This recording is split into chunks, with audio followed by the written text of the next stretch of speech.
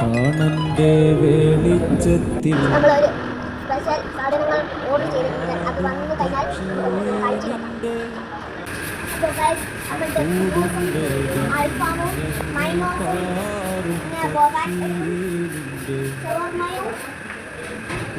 പിന്നെ ഞങ്ങൾ പാറിടും.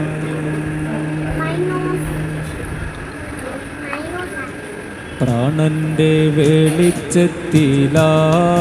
പക്ഷി നിന്റെ കൂടും വെടിഞ്ഞങ്ങ് പാറും പക്ഷി നിന്റെ കൂടും വെടിഞ്ഞങ്ങ് പാറിടും. പ്രാണന്റെ വെളിച്ചത്തിലാടും